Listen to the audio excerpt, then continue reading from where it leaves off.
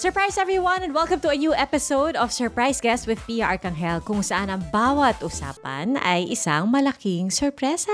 Dahil hindi natin alam kung saan mapupunta yung usapan dahil hindi naman ito planado. Isa itong giant surprise at sabay-sabay natin malalaman kung sino ang ating special surprise guest for the day. Umpisahan na natin without further ado. Alamin na natin kung sino ang ating surprise guest. Makakatanggap ako ng isang set ng clues at you can guess along with me. Okay, first, cast sa newly released period drama series na trending din ngayon, Cast ng Pulang Araw. Isa siyang young actress na may agaw eksenang galing sa pag-arte. Oh, kahawig niya ang adult version ng karakter na ginagampanan niya. Alam ko na kung sino to dahil kaka-interview lang sa kanya at lumabas siya sa news. I'm guessing ang ating surprise guest ay none other than Cassie, the young Barbie. Hi, Cassie! Hello! Hello po! It's nice to meet you po! OMG! It's so nice to meet you. Alam mo, nakita ko yung mga pictures ng mga nagpa-picture sa'yo nung ikaw ay pumunta sa newsroom. Sabi ko, sayang, wala ako ng newsroom ng hapon. Nagpa-picture sana ako sa'yo at nakilala sana kita. Pero okay lang dahil ito, magkakakilala tayo ngayon. Hi, Cassie! Hello po, good afternoon po. Si Cassie Lavarias, ang ating, of course, kilala natin siya bilang si Young Adelina sa Pulang Araw, 'di ba? Ilang taon ka na, Cassie? 11 years old na po ako. Wow, 11 ka pa lang. Alam mo kung bakit ko tinatanong? Kasi yung maturity mo pagdating sa pag-arte, parang hindi pang bata. Di ba sabi nila pag ganyan, pag umaarte, kailangan maraming hugot, lalo na pag yung mga eksena na umiiyak. Ano ba iniisip mo pag ikaw ay gumagawa ng eksena, kailangan mo umiyak? Malulungkot po, parang wala po sila mamaya. Si daddy, ganun po yung hugot ko po. Yung hugot mo, parang gumagawa ka ng scenario sa isip mo. Hindi dahil may nangyari na sa buhay mo. Yes po. Ganun po ako. Yun pala ang style nun. So, hindi ka nahihirapan na pag yung eksena na kailangan mong umiyak? Hindi naman po. Sakto lang po. Hindi naman po mahirap. Sakto lang. Sa school ba, Cassie, ikaw ay sumasali sa mga play, sa mga theater or musical? Sumasali po ako. Minsan po na sumasayaw po kami. Kasama ka ng parang drama club ninyo sa school? Wala po kaming drama club po, pero tuwing mayroon pong mga talent shows po, ako po yung sinasali. Pero yung pagganap mo bilang Young Adelina sa Pulang Araw, ito ba yung first time mo na umarte sa TV? Hindi po. First time po ako umarte ng 2019 pa po. 2019? So ilang taon ka lang noon? 5 years ago? So 6 years old ka pa lang? Yes po, 6 pa lang po ako. Saan yon? Saan ka umarte nung 6 years old ka? Sa Magkaagaw po. Ako po yung anak po doon ni Ate Claire Pinadong Frederick Gonzalez po. Marami ka bang iyak doon? Opo, marami po akong iyak po doon. Kapag sinabi ni Direk, cut, pagkatapos ng isang eksena na umiiyak ka, ano yung una mong ginagawa? First po, nagpo-focus po ako, nag-iisip na po ako ng mga nakakalungkot po na mga bagay. Doon po nagsistart na po ako umiyak. So pag sinabi niyang cut, automatic hinto ka sa pag-iyak or parang may konti pang natitira? May konti pa pong natitira. Nakakapagod ba yung mga ganon? Yung iyak ka ng iyak, tapos may konti pang matitira? Hindi po. Kasi po masaya po yung mga ginagawa po namin eh. Ano para sa iyo yung pinakamasayang part ng mga ginagawa mo? Lahat po kami, nag-gather up po, nagkakabisado po, ganun po. Tapos, nag-pack up na po. Pinakamasaya pag-pack up na. So, dun sa set ng Pulang Araw, sino yung madalas mong kasama habang naghihintay ka ng take? Si Daddy po. Si Minsan Daddy. po kasama ko rin po sila, yung mga kasama ko po mga bata po doon. So nakakapaglaro kayo, ganyan, nagkukwentuhan na kayo, TikTok, ganyan? Yes po, nag-TikTok po kami and nag-Roblox po kami. Roblox? Sino pinakamagaling? Yes po. Baka po si Kuya Migs po. Magaling siya. Sumunod ka ba sa kanya? Ikaw pangalawa? Yes po. Sa TikTok, sino ang laging nag-aaya na mag-TikTok? Ako po. Ikaw. Nako. Kasi nga sumasayaw ka rin. Sanay ka sa school, di ba sumasayaw ka rin? Yes po.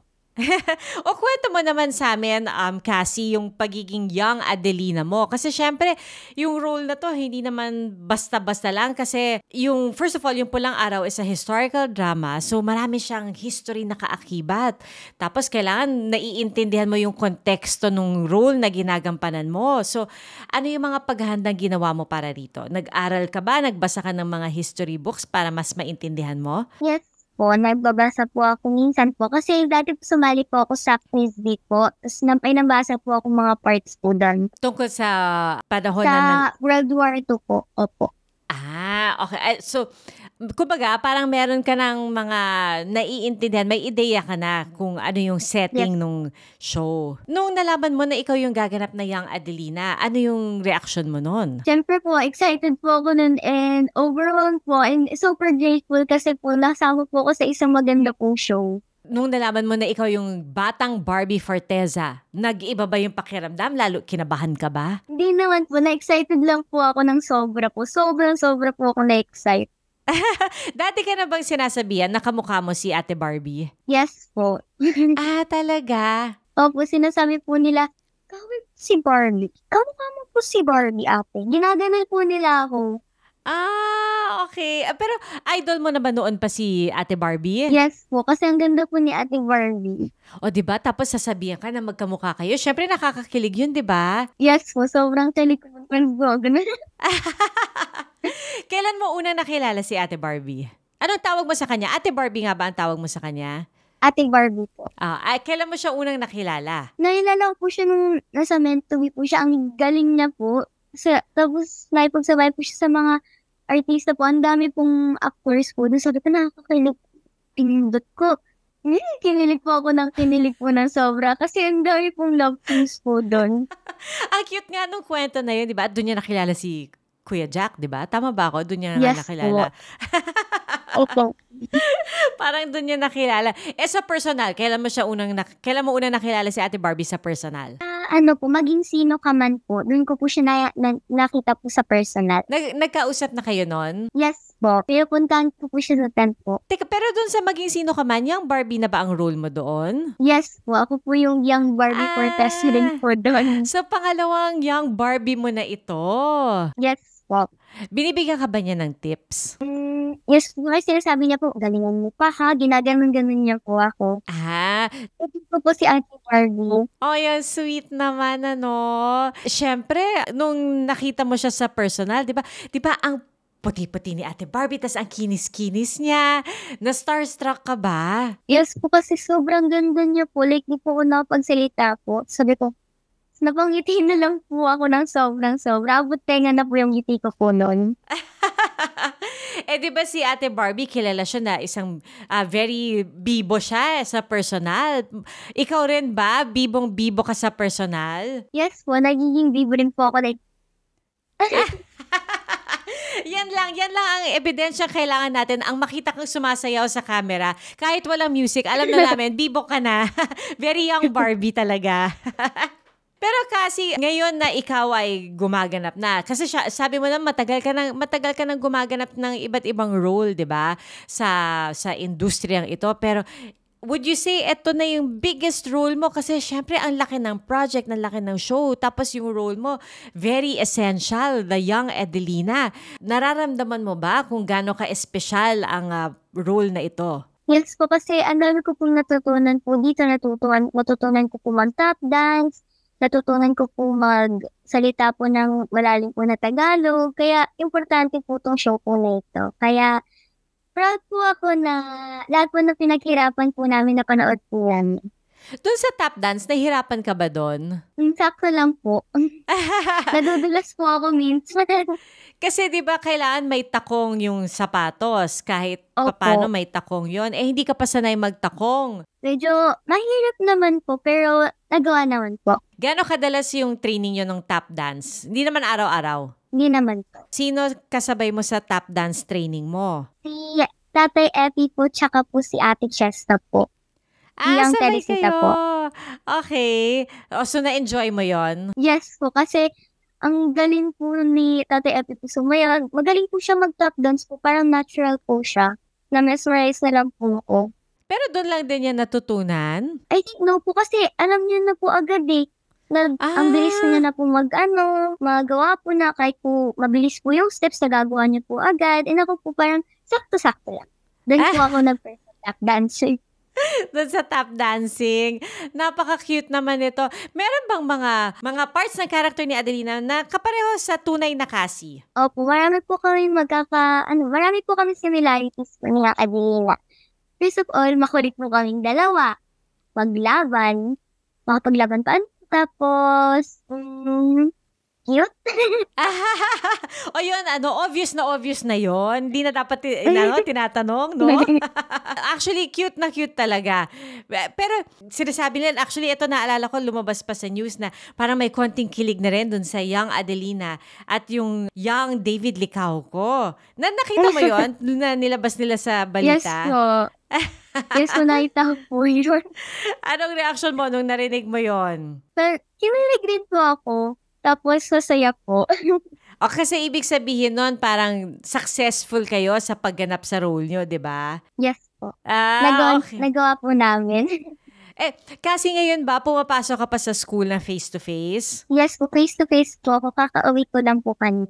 Ay, okay. O paano yan? Kapag ever since lumabas yung Pulang Araw, napapanood siguro ng mga teachers mo at saka ng mga classmates mo, nagbibigay ba sila sa'yo ng feedback na parang, uy, grabe yung nangyari sa episode kagabi, ganyan? Opo. Sinasabi po nila, iyak ako kasi pinaiyak mo naman ako. Ba't mo ako pinaiyak? Patutulog na sana po ako. Ganun po yung sinasabi po nila sa akin.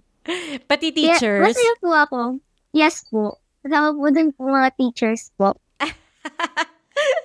So ano sinasabi mo pag sinabi na pinaiyak mo naman ako? Natawa lang po ako. And masaya po kasi pinanood po nila yung Pulang Araw po. Napapanood mo pa ba sa gabi ang Pulang Araw? Yes po, yung po yung hinihintay ko po tuwing gabi. Siyempre, kailangang abangan, di ba? So, yung pagganap mo, tsaka siguro yung schedule mo, paano mo binabalanse yung schedule mo ng pag-arte, tsaka yung pagpunta sa school? Humingi po ako ng mga advance po na mga lessons po. In case po mag-absent po ako. Kaya po, may task ko silang gagawin. Magpapaalam po sa teacher ko kung pwede ko po gawin po ngayon and sila na po, si ma'am na po yung mag-check po. Wow, napaka-impressive naman nun.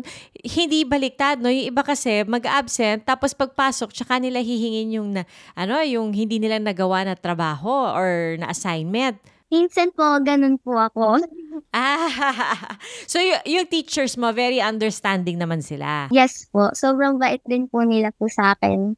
Ay, buti na lang, no? Buti na lang, nanonood rin sila ng show. Wag mo na lang silang paiiyakin. Sige po. So, paano yun? Yung mga classmates mo, yung mga kaibigan mo sa school, niloloko ka ba nila na, grabe, artista ka, ganyan? Opo, tapos tinatago-tago po nila ako. Sinasabi, basta ka kasi. VIP ka na dito, kami na bodyguard mo. Ginaganon po nila ako. Kung may hirap pong lumalapit mo sa akin.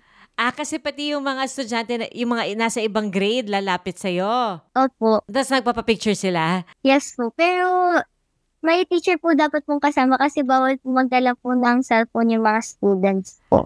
Bawal ang cellphone sa school.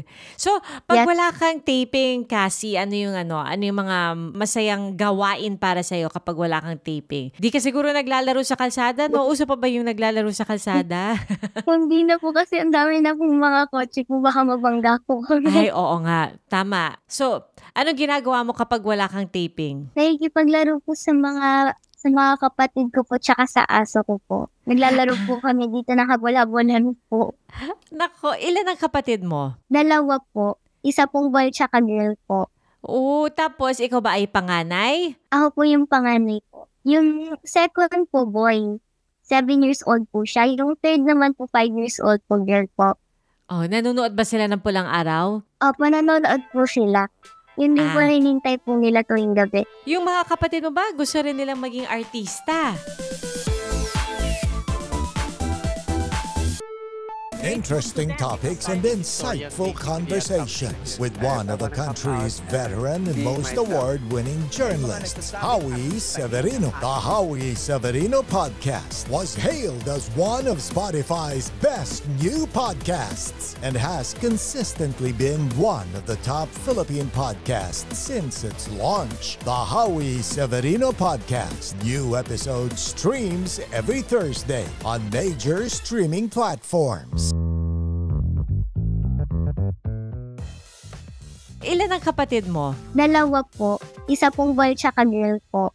Oo, tapos ikaw ba ay panganay? Ako po yung panganay po. Yung second po boy, 7 years old po siya. Yung third naman po 5 years old po, girl po. Yung mga kapatid mo ba, gusto rin nilang maging artista? Ayaw po nila, pero sinasabi ko maging artista po sila para makilala po sila. And kasi po, magaling din po sila umarte. Lalo na po yung bunso po. Nakakaiyak po siya, isang ganun pa lang po, naiiyak na po. Wow, talaga? Magkamukha kayo? Opo, magkamakanahan po kami. Yung face shape po, tsaka yung nose. So, pwede siya maging young Cassie. Sana po. Diba? Siya pa yung mas young na Cassie. Ang cute naman nun. So, ikaw ay naglalaro sa bahay, kasama mo yung mga kapatid mo, pati yung aso ninyo. Ikaw ba nag-aalaga dun sa aso? Anong klaseng aso ang meron kayo sa bahay? Shih Tzu po siya. Ang cute. Nasaan siya? Ano pangalan? Niya po chocolate. Chocolate po. Brown ba siya? Kulay brown and white ba siya? Opo. Marami po siyang colors. 3 colors po siya. Brown, white, tsaka black po. Choknat! Kala mo naman naririnig ako ni Choknat. Ayun. Ang laki naman pala ni Choknat, no? Ang cute naman ng Shih Tzu nyo. May halo po siyang poodle po. Kaya pala, ang cute niya. Ang cute. Ilan taon na si Choknat? 9 months po. Ay, baby pa pala si Choknat, oh. May mga ano ba siya? Mga special tricks na nagagawa? Kaya niya makipag-shake hands? Kasi ginagawa yung kamay niya. Kaya niya na po mag-sing. Tsaka mag-up, mag-bless, mag-align po. Wala po kayo po. Kaya mag-bless? Opo. Ayaw niya umupo. Sige, thank you, Choknat. Salamat sa iyong special appearance, Choknat. So, ikaw, nag-aalaga ka kay Choknat? As in, pinapakain mo siya, ganyan? Opo. Pag wala po ako, si Mami po. Si Mami ang nagpapakain sa kanya. Okay.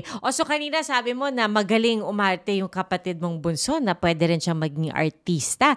Pero ikaw ba ang unang artista sa pamilya ninyo? Meron, yung parents mo ba dating umaarte rin or kumakanta? Mahilig ba sila sa arts? Hindi po. Ako po yung unang artista po sa family po namin. Siguro proud na proud sa'yo yung mga magulang mo, no? Yes po. Lalo na po si Mami at si Daddy po. Kasi pangarap rin po nila na maging artista po ako. Kung sinabi ko po na din po maging artista, sinuportahan din po nila ako. Kaya nung nakuha ko po yung first role ko po, natuwa po sila na natuwa. Tatanungin ko kasi sana sa'yo kung nahirapan ka bang magpaalam kung pwede ka mag-audition, ganyan. Pero buti na lang, very supportive sila. At kaming mga audience, nakikita namin yung bunga ng pag-aarte mo na from a very young age hanggang sa ngayon. Ano yung mga dream role mo pa ba, Cassie? Dream role ko po saya po na makapunta po ako sa mga action po and maging isa po, yung gusto ko po, meron po akong isang role po na gusto ko po magkampanan po. Like, gusto ko po maging, ako po yung bida po sa isa pong show. Ay, wow! Alam mo, I'm sure hindi matagal bago matupad yung pangarap mo na yan. Pag nangyari yan, interviewin ka namin ulit, ha? Sige po, I hope na mangyari po yun. I'm sure mangyayari yan. Minamanifest na natin yan for you. Meron ka pa bang ibang mga hobbies na hindi namin alam, Cassie? Yung isa po sa mga hobbies ko po, swimming and horseback riding po. Ay, napaka-social naman ng horseback riding. So, doon sa swimming, sumasali ka sa mga competition? Hindi po. Wala po kaming competition po. Pero nagsasailing naman po ako. Okay. Na-enjoy mo mga freestyle, ganyan? Yes po. Anong favorite mo? Freestyle, breaststroke, butterfly? Backflip po and freestyle. Okay. Yung horseback riding, paano ka naman napuntang horseback riding? May mga kabayo ba sa Quezon City? Wala po. Dati po nung Nag-ano po ata sa Baguio po ata noon. Das nag-ano po ako noon, nag-try po ako mag-horseback riding po. Ay, tas na-enjoy mo siya? Yes po. Kaya gusto ko na pumunta po lagi sa Baguio just for that po. And for the strawberries as well. Strawberry picking, no? Ang saya. Tsaka syempre yung weather, masarap ang weather doon. Kala ko naman baka may mga kabayo dyan sa bakod nyo. Ikaw ba kasi, maliit na maliit ka pa, kasi sabi mo, di ba, 6 years old ka nag-umpisa, ibig sabihin, hilig mo na talaga yung umarte. Pangarap mo maging Opo. artista? Yes po. Matagal na po. Nung napanood ko po parang 2 years old pa lang po ata po ako. Umiyak po ako ng umiyak nung natapos po kasi na-inspire po talaga po ako sa Adam. Kaya nung nalaman ko po natapos na, gusto ko na po talaga maging artista. And iyak na lang po ako ng iyak po nun. Oh, wow! Kasi tapos na po. Ay, kasi talagang sinubaybayan mo. Opo. Kasi po gusto ko po yung ginawa po nilang gano'n.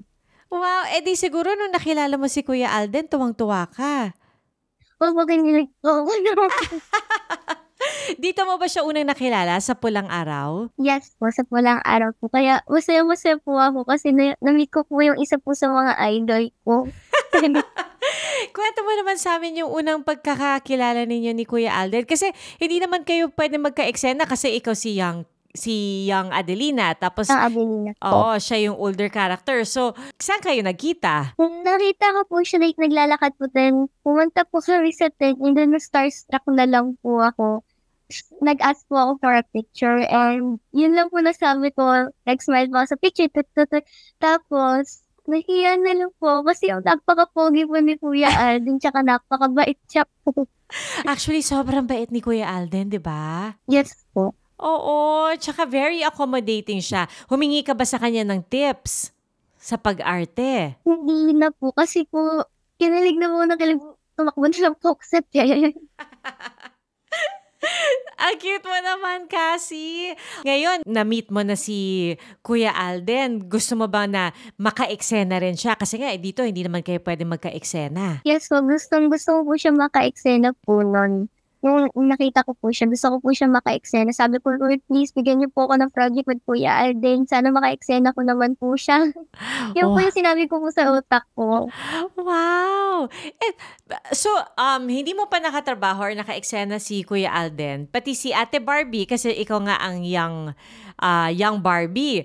Sino yung mga naka-eksena mo na talagang medyo na starstruck ka tas nahirapan ka kasi para, ay, teka, pinapanood ko to dati Na not necessarily sa Pulang Araw, kahit sa ibang show. Si Miss Sunshine Dizon po. Kasi, ang ganda niya po siya. Napakabait niya rin po sa akin. And, lagi ko po siya pinapanood po sa ika-anim na utos po dati.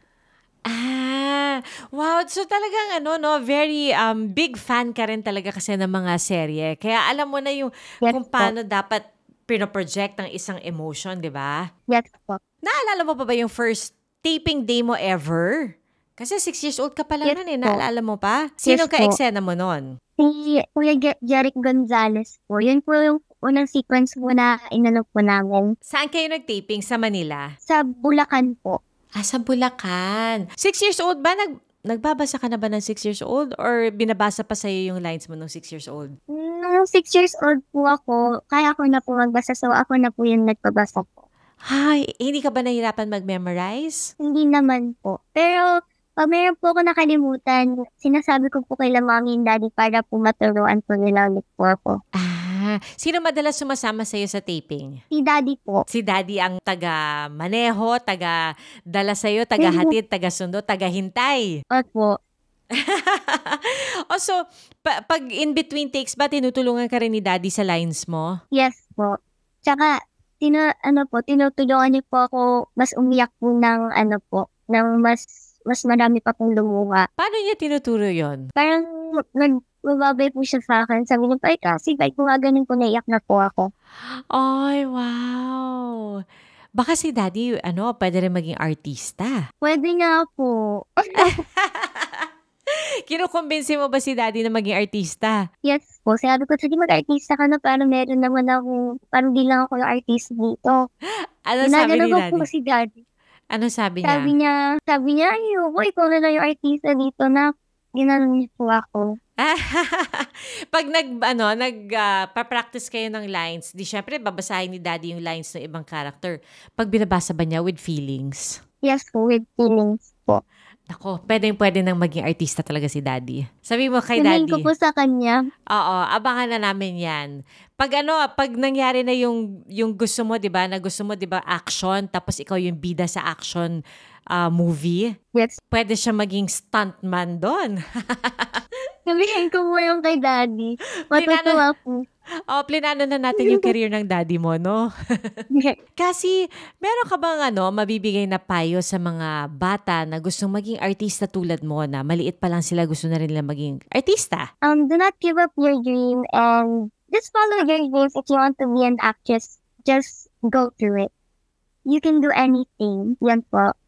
Nako, yan ang best advice ever, no? Huwag kang panghihinaang ng loob, di ba? Nako, kasi alam namin na baka may homework ka pa or may kailangan ka pang asikasuhin. So, isang mabilis na game na lang ang lalaruin natin. Okay lang, one quick game bago tayo magtapos.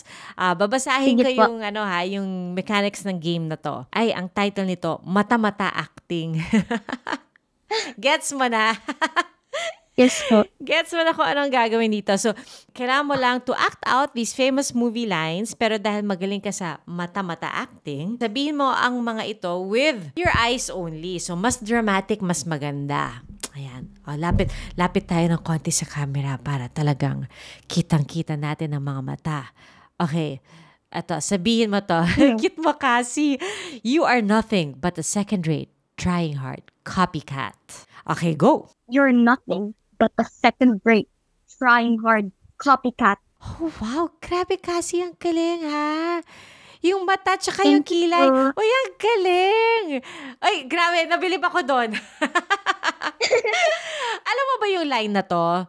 Or ngayon mo lang siya narinig? Dati po, alam ko po yun, pero I forgot po kung saan po yung galing. Classic line yan ni Miss Cherry Hill. You are nothing but a second-rate trying hard copycat. Tapos parang may matching buhos ng alak pa yon. So classic na yon. Ang galing pero ikaw yung mata lang. Tapos yung kilay mo kasi gumagalaw-galaw na. Hindi ko, parang, sinusubukan ko pero mukha lang ako nahahatching. Okay, eto next. Classic line naman to from Miss Nora Honor. Okay, eto ang line. Walang himala. Ang himala ay nasa puso ng tao, nasa puso nating lahat. Walang himala. Ang himala ay nasa puso ng tao, ay nasa puso nating lahat. Wow. Grabe kasi super expressive ng mata mo. Napapatitig ako. Ito, hindi ko na nga nababasa yung mga susunod na lines natin. Okay, next. Ito yung next line. Bakit ako? Bakit parang kasalanan ko? Parang kasalanan ko. Yung line na to, line ni Bobby sa Four Sisters and a Wedding. Okay, 3, 2, 1, action! Bakit ako? Bakit hindi ako? Bakit kasalanan ko? Wow! Kasi grabe! Okay, parang level up yung bawat line, bawat example natin. Kasi sobrang impressed na ako dun sa una, pero lume-level up siya. Parang napapanganga na lang ako dito. Okay, last na. Ayan, akala mo lang wala, pero meron. Yan naman sa movie na Anak. Okay? 3, 2, 1, action! Alam wala. Pero meron. Oh my gosh, wow. May luha na yun kasi, ha? Grabe. Ang bilis nun. Para akong nanonood ng live action dito. Wow, kasi nagpupunas ka na ng luha. Actually, kahit nasa Zoom tayo, nakikita ko na tumutulo yung luha. May iniisip ka ba nun para lang para tumulo agad yung luha? Iniisip ko lang po yung nararamdaman po yung nagsasabi po ng line po. Tsaka dinadamdam ko po kung ano po yung ibig sabihin po ng line. Shucks, kasi napapabilib mo kaming lahat talaga ngayon, ha? Siguro isang take ka lang sa bawat eksena. Hindi po, minsan po nagtatala po, nagtatatlo po. Oy, pero konti lang yun, ha? konti lang yon, lalo na kapag sa mga child stars, di ba? Grabe kasi, it was so nice to meet you. Nakakatuwa na nakilala kita ngayon dito sa Zoom at nakita ko firsthand ang iyong acting skills, your acting prowess na I'm sure, nako kasi, imagine 11 years old ka pa lang, so habang patanda ka ng patanda, pagaling ka lang ng pagaling. Maraming salamat for, talking to us and sharing with us your stories today. Thank you so much, Cassie. Maraming salamat po. Thank you so much. It's nice meeting you po. Nice Thank you to po. meet You're you. so pretty po. Ay, You're so dapat ako yung beautiful. nagsasabi sa'yo, ikaw ang so pretty, so beautiful, and so galing. So galing. Uy, Cassie, bago tayo Thank you magtapos, po. pwede mo bang i-invite yung ating listeners on Spotify and our viewers who catch us also on YouTube and Facebook to watch Pulang Araw, at saan ka ba nila pwedeng hanapin on social media? Hello everyone. I'm inviting you to watch Pulang Araw. It's on Netflix and GMA7. Pagkatapos po ng 24 oras, 8 p.m., andun na po yung Pulang Araw. Just wait and see. Hintayin niyo po kami. Thank you so much for listening and watching. And thank you rin po pala sa Pulang Araw po na kinuha po nila ko, and I'm happy to be part of the show po. And thank you rin po pala kay Direct Dong, sa buong prod po ng Pulang Araw and sa Rasas. Maraming salamat po. Thank you so much for having me here and sa Pulang Araw. Thank you po, everybody. Thanks, Cassie. Meron ka bang Thank you Facebook, po. Instagram, TikTok? Meron po. Yung page ko po is Cassie Lavarias po, and yung TikTok and Instagram ko rin po, ganun din po, Cassie Lavarias po. At ang Cassie mo is CASSY. Yes po, CASSY. Thank you so much, Cassie. Nako, good luck and more power. We wish you all the best. Thank you. Thank you so much po. Mwah. Thank you po. Thank Thank you for you. having me here. Thanks, Cassie. This surprise was planned by the team of Louie Andre Magtibay and Aubrey De Los Reyes, edited by Shirley Paghiligan with the amazing people of GMA Integrated News. Don't forget to like and subscribe. Till the next surprise.